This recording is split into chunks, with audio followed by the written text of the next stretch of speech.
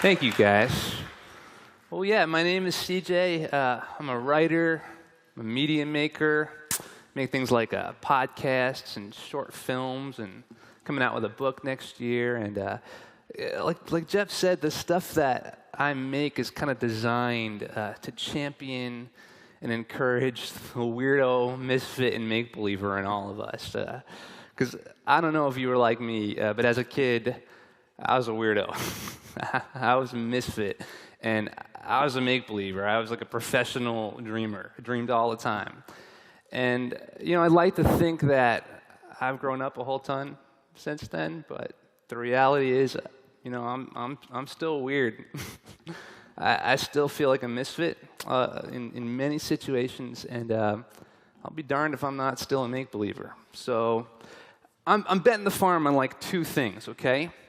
One, if I feel that way, that I can't be the only one, that there's like other people who feel like misfits too, and they need encouragement, and they need championing. And two, I actually believe that the future belongs to us weirdos. Like, I really do. I've studied movements over the past couple of years, and if you look at any movement throughout history, they were all started by somebody with a weird idea. Who was just brave enough or, maybe crazy enough to bring that weird idea to life.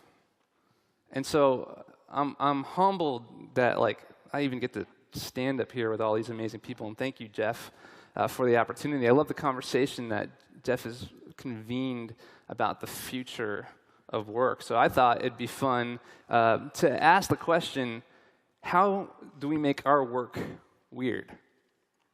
Like, how do we differentiate ourselves in a sea of same? Or here's another way to put it. How do you stick out in a selfie stick culture? Right? A culture that's just like obsessed with likes and with engagement and with individuality.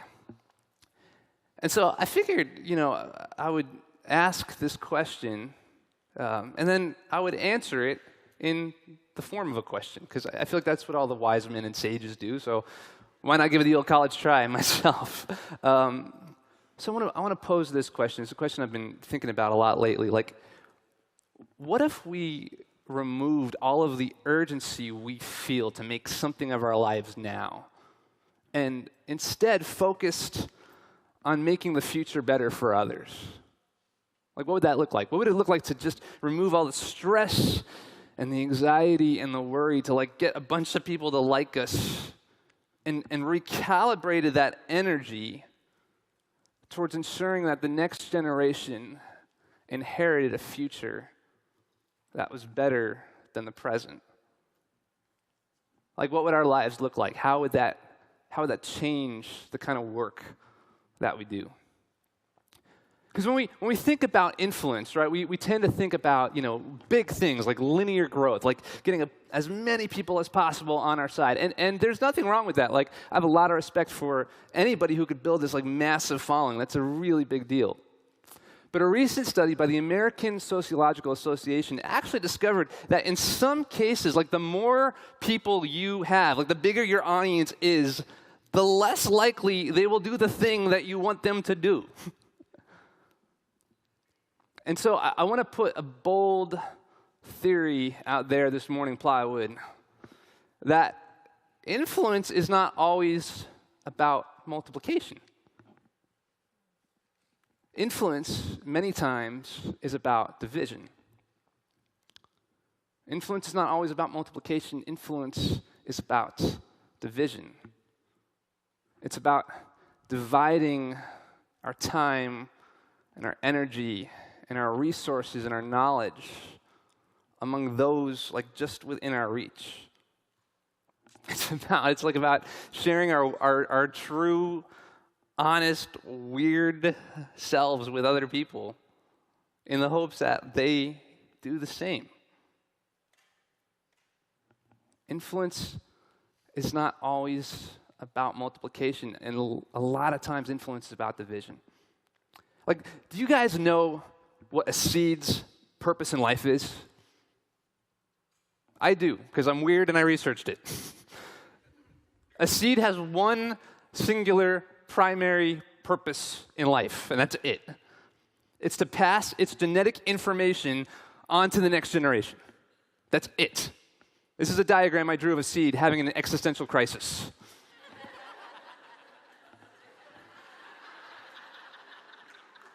This is something you will never see in real life because a seed has one specific primary calling, and that's to divide its DNA among the birds and the insects and to let the wind carry it wherever it's supposed to be.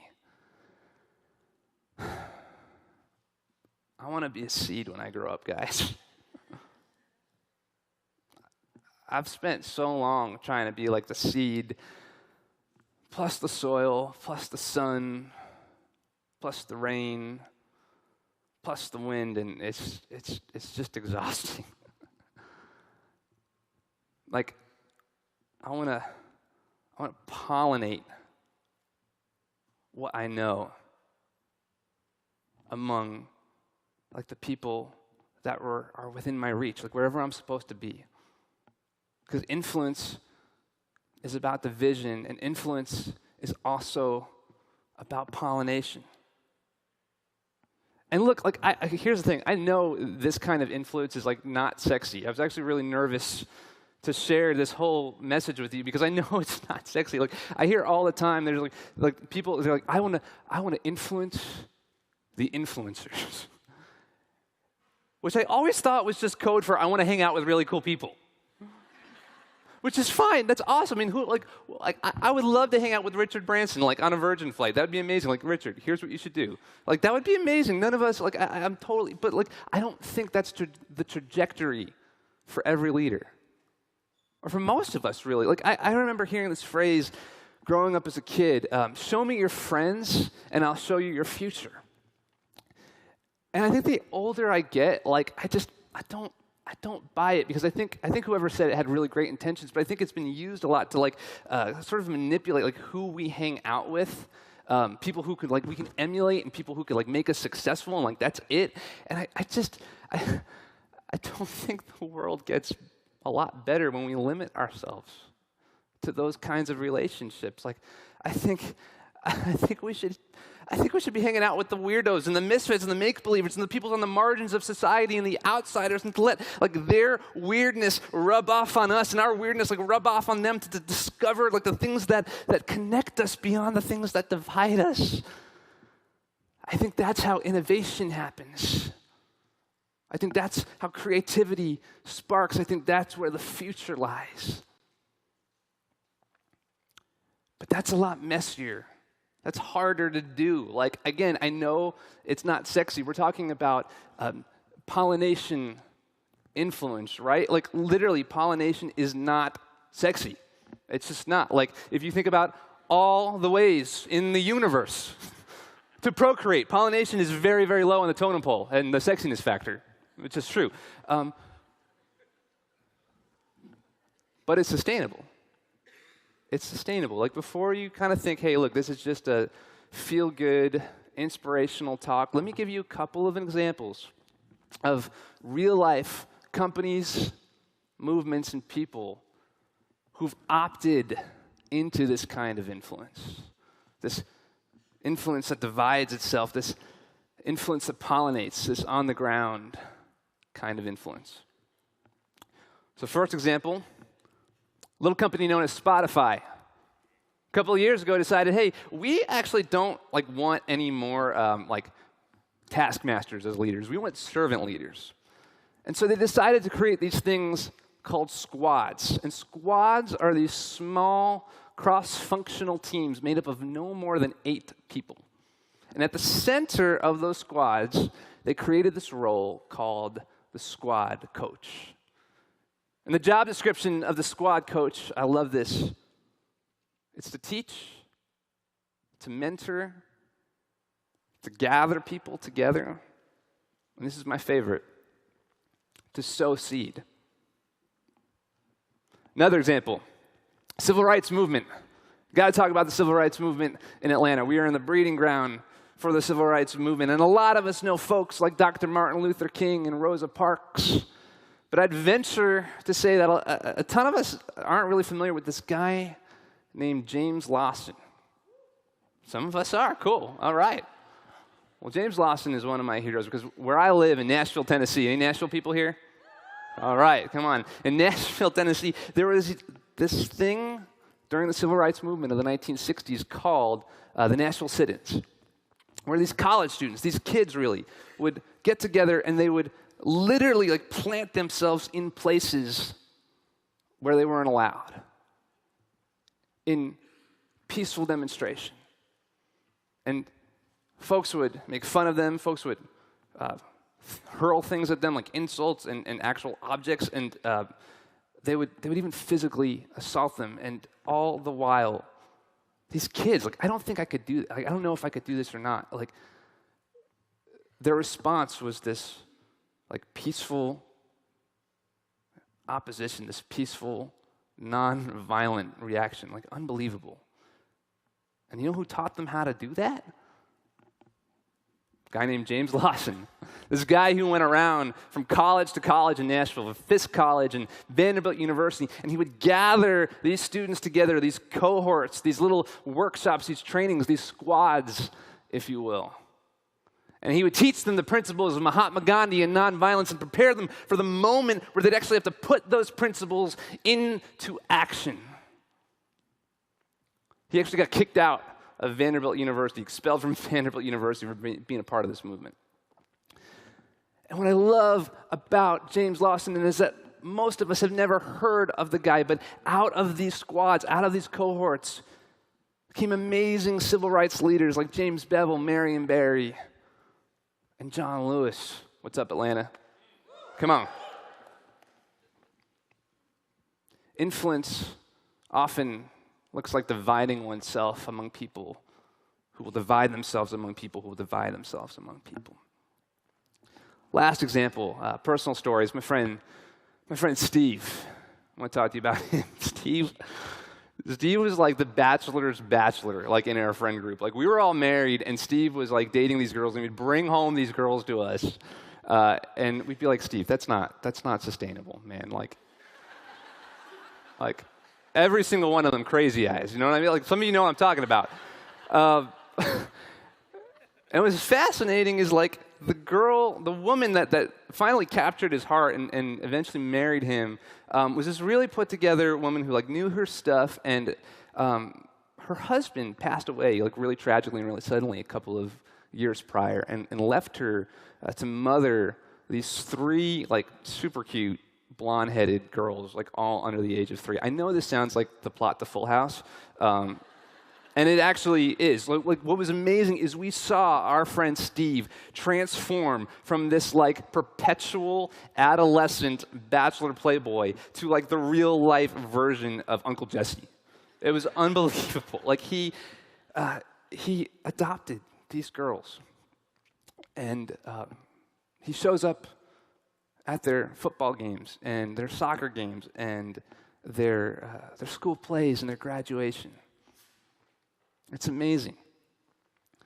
And a while ago, you know, he's a really good friend, so he reads my stuff, and I write on like sticking out and being weird and, you know, creating movements and stuff. And he sent me a text, and he was feeling down about himself. Like he was stuck in a job, and he's like, oh man, like I'm still trying to look for my significance, my influence, my movement.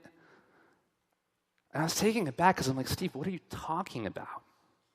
Like your movement is right in front of you. Your movement are these 3 blonde-headed girls, like, who now know what a good, decent man looks like, somebody who's invested in them. Don't tell me that you're trying to look for your significance like somewhere out there. Your movement, your significance, your influence is right in front of you in your house. These are girls who will tell your story to their kids, and their kids will tell your story to their kids.